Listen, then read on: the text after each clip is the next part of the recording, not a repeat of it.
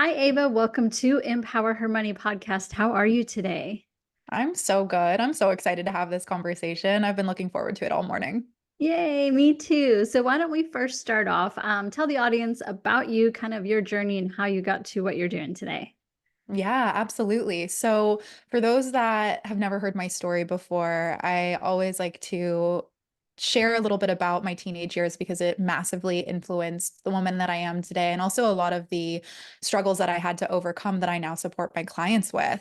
At 16 years old, my mom, my sister, and I were evicted from our house. My mom's car was repossessed. Within a matter of weeks, we were on food stamps, couch surfing, jumping from family members' houses to neighbors' houses. And even though we had the support of our community around us, it instilled a lot of financial trauma and fears around money that I had never experienced before, that massively influenced how I viewed the world, my priorities, and also how I felt as I began building my business later on in life. And so I always say that that was one of those formative moments that really showed me how our beliefs can have such a chokehold on how we think, how we feel, and how we act, and ultimately our success. And that wasn't necessarily the point where I moved forward and then turned my life around and became a millionaire.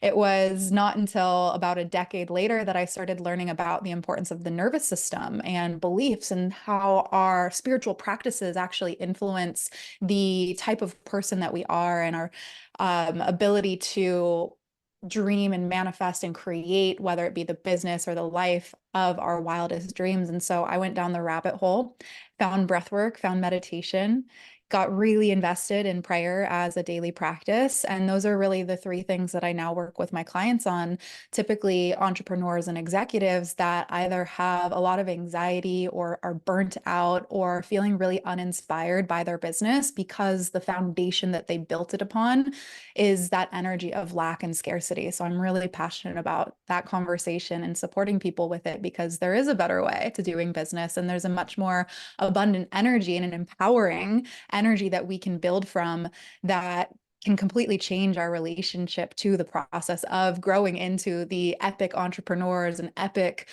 leaders that we can be and that we're destined to be.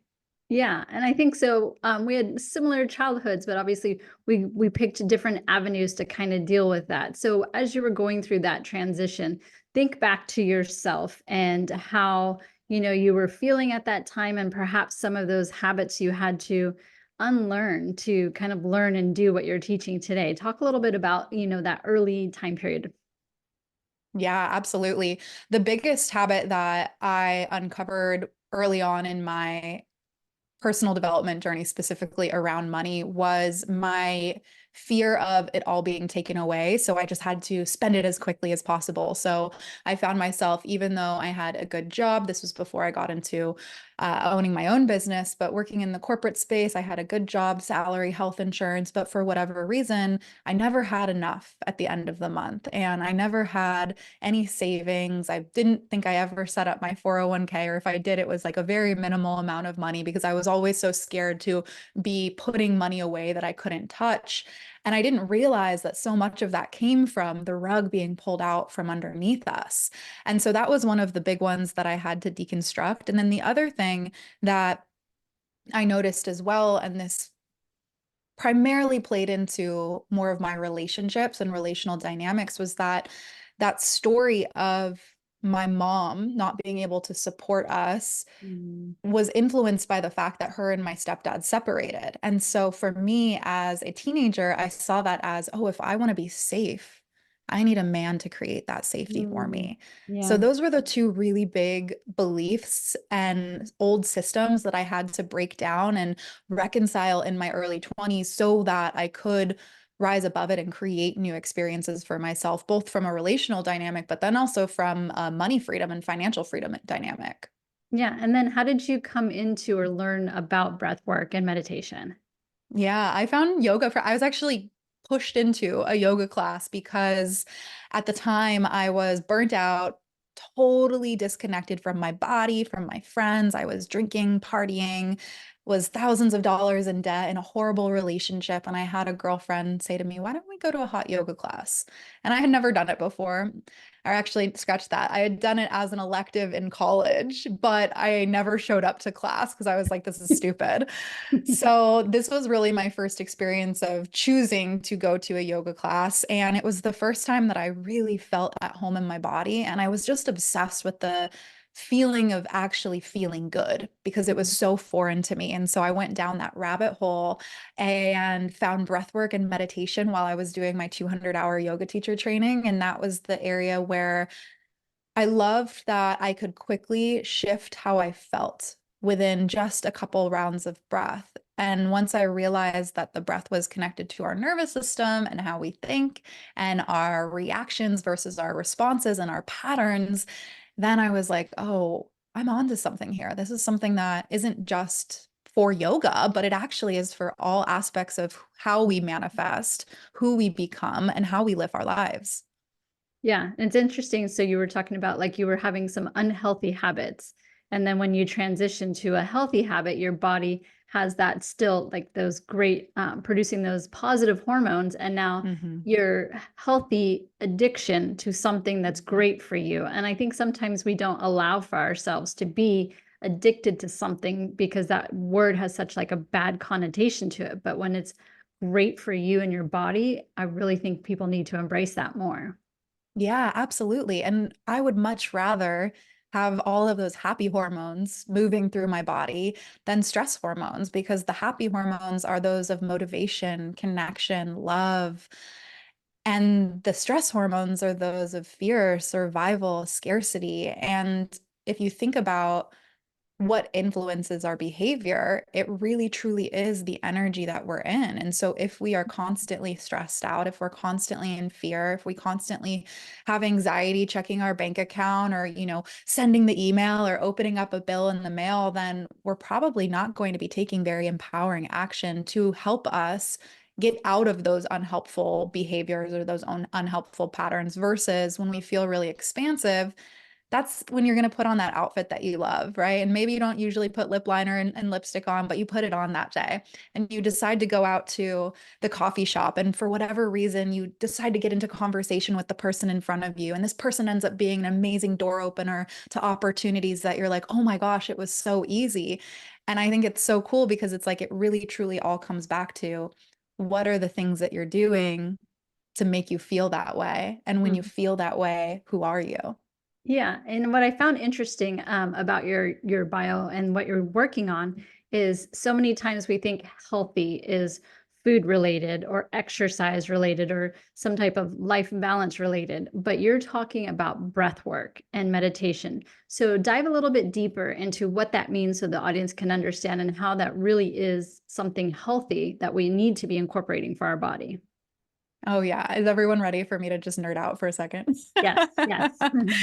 So it's so fascinating because this is the one thing that we all have access to. Literally, if you are listening to this right now, you are breathing. And if you've never heard of breathwork before, maybe you've only considered it as a specific practice that you might see in a yoga studio or on a yoga retreat. Breathwork is just simply the conscious control of our breath to elicit some sort of response within our emotional state, our mental state, and our physical state. And so there's this whole spectrum of breath practices. My favorite personally are actually the more calming practices because that's what creates a lot of safety in the body. That's what releases dopamine, serotonin. It supports our digestion, our immune system, supports better sleep. And so even though it's very gentle, it's so impactful and it really truly is what so much of this world needs because we're always go, go, go, go, go. So there's that spectrum, right? And the calming practices, there's energizing practices. And what I love about this spectrum is that we have the opportunity on a day-to-day basis to take that moment of stillness and ask ourselves, what do I need today? How do I want to feel today? And there's a breathwork practice for it. And the way that I work with my clients is all about easy, accessible, and effective. Mm, So with certain breathwork teachers, certain breathwork schools of thought, it's all about these longer, more intense journeys. For me, I'm all about everyday breath. How can I begin to bring this into my everyday life? Because the breath works with our nervous system, and our nervous system is the levers, the cranks, the controls of our entire being from a Mhm. physical, mental, and emotional level.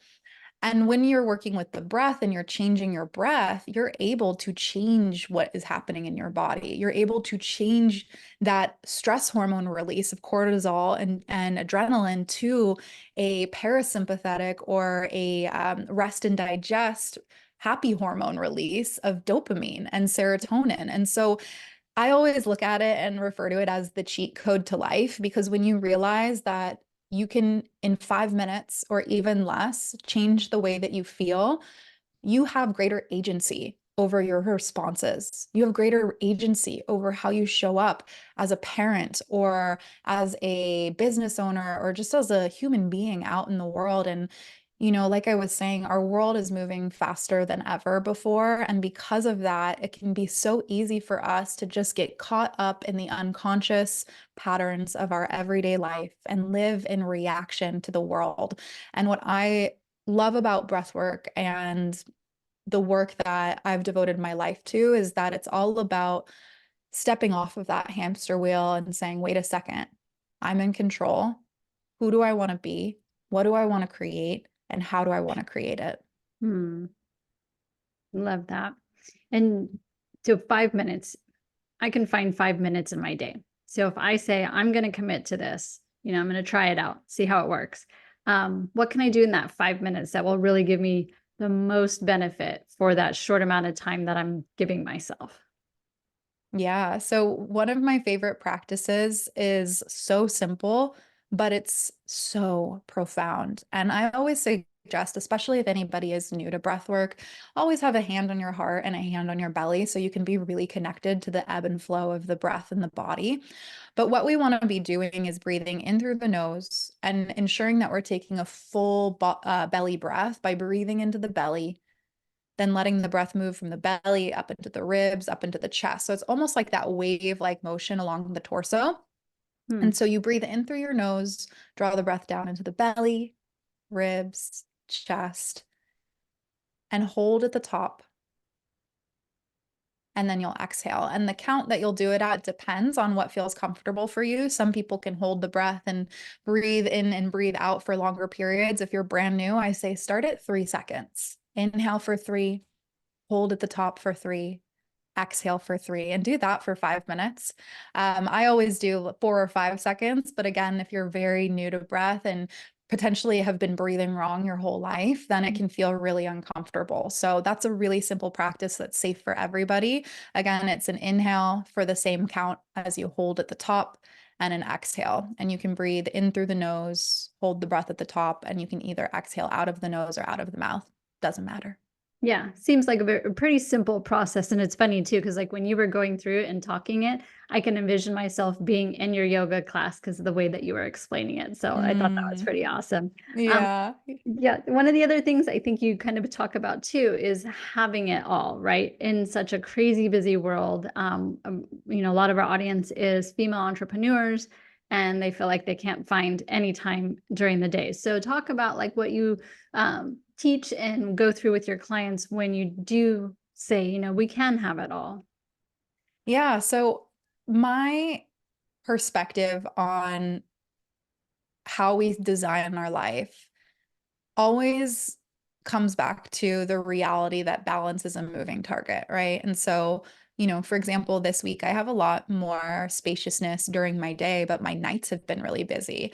And the week prior, it was a lot of spaciousness during the evenings, but my days were really busy. And so I think we often will talk about this idea of having it all and creating balance as this very static destination that we desire to cultivate. And what I work with my clients on, and what I like to see myself as a master of, is the flexibility and the undulation of moving with the energy, emotion, mental landscape of what currently is, Mhm. and asking ourselves as we are moving through life, what is it that I need? What is it that I desire? Mm. And being unapologetic in claiming that. Being unapologetic and claiming that during this season of your business, you actually don't want to be taking as many calls and you would much rather be more creative. Maybe this is a season in your business where you're like, I'm finally going to write that book that I've had on my heart. Or maybe it's being unapologetic and saying, you know what? The way that my business has been set up over the last several years, yes, it works, but I've outgrown it.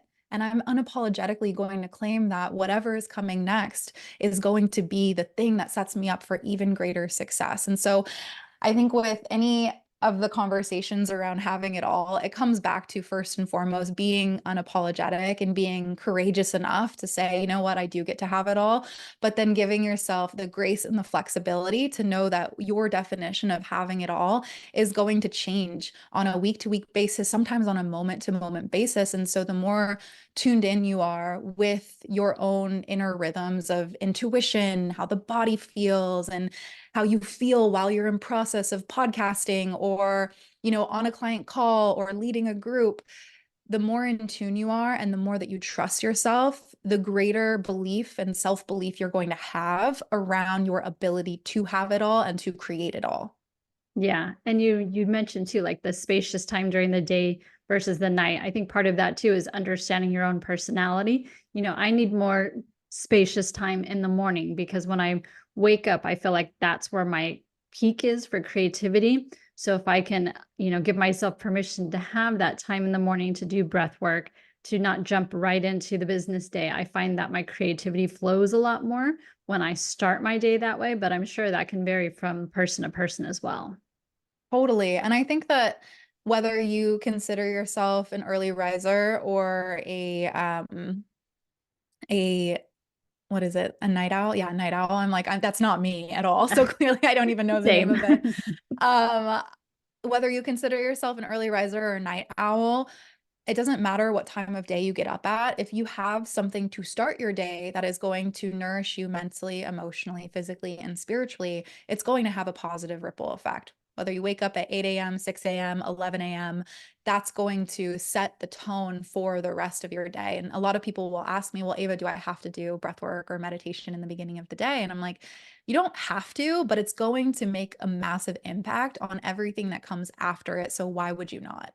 Yeah, and I truly believe that too. Do you also recommend, or maybe just how would you recommend ending your day so that, you continue this process? Yeah, my end of the day is typically based upon what I have going on and what I really desire to move into personal life feeling. And so sometimes that looks like taking an infrared sauna. Sometimes it looks like just brain dumping in my journal. If it feels inspiring to do more breath work, I will. I don't force myself to do it. A lot of times, honestly, I listen to a podcast and I decompress that way where it's like, you know what? I'm not going to do anything else. I'm just going to receive from somebody else. And Right. so for me, I'm less concerned about how I'm ending like my work day and more concerned about how I'm starting just my overall day because I know that that's what has the biggest impact on me. But like you said, someone else, because we're all so individual in our brain chemistry, our experiences, and how we like to live our lives, it might actually be way more beneficial for you to focus more of your energy on the evening. And that's why taking this conversation full circle, that's why breath work is so powerful, is because more than anything, it helps you tune into what's right for you and have a clear connection to your own inner voice or inner guru or inner teacher so that you can build self-trust, which, as you know, is so crucial for any type of success. Yeah, that's great information. So what do you see in the future for you? Where would you like to grow your company to? So the Academy of Breath, which is my certification and online education platform for breathwork and meditation is really in a beautiful place right now. We have a 12-week certification. We have an advanced practitioner training. We lead retreats. We have in-person events. We have a personal practice course for anybody who's like, I don't know if I want to get certified, but I just want this practice in my life. So we have experiences and offers at every single level, no matter where you fall in the spectrum. And so I'm really just excited to see how it continues to grow without us having to be so intensely focused on it. I feel like the first 4 years we were like all in on just figuring out the systems and trying to get it so it was perfectly set up from an operational landscape so that we could really like welcome more people in. And so we're there and we're just excited to continue to build our reach and expose the practices that are inside of our platform to more and more people. Because even though we're having this conversation today, and there might be people that are listening who know tons and tons about breath work, the majority of people do not know that much about it. And so my mission is to really educate and inspire people to lean on these practices in their everyday life. And then on the other side, I'm also in the process of writing my first book, which is really exciting, set to release within the next year. So I'll be going on a whole book tour. We're going to be doing speaking events and opportunities for people to not just read the book, but engage with the practices that are inside of the book.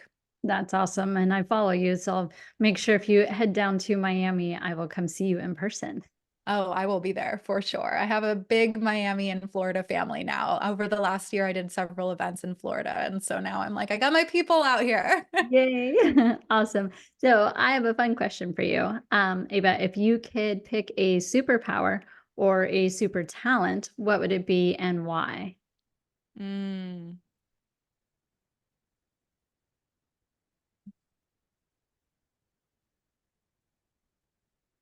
this is such a good question. So the first thing that came up was the ability to see into the future. However, upon me trying to rationalize why, I'm like, do I really want to be able to see into the future? My logical mind was like, then you could make the right stock investment. But even though this is probably like a less sexy answer, I think the superpower of being able to influence people is something that I feel obviously is a skill we can cultivate just as individuals. And there's so many books about how to influence people. And I think that when in the right hands, a skill that and superpower that can really affect the masses and create big world change Yeah. when the influence is coming from a place of love and coming from the heart. Yeah. That's what I was going to add to it. The positive influence. I knew that's what you meant, but yeah, that would be amazing. All Yeah. right, Ava, if our audience wants to reach out to you, find you, learn more about what you are doing, how do they find you? Yeah, my Instagram is at Ava Johanna. Website is avajohanna.com. The Academy of Breath has its own website, academyofbreath.org. I also have a podcast, which you are going to be coming on, Angela. So I'm so excited. It's called Icons with Ava Johanna. Make sure that you subscribe before Angela's episode so you can join us live. And those are the main spots to reach out to me. If anybody wants to reach out about any of our programs, you can always send us an email as well. But we've got lots of resources online. Awesome. Well, I really appreciate your time today. Thank you. Yeah, thank you for having me.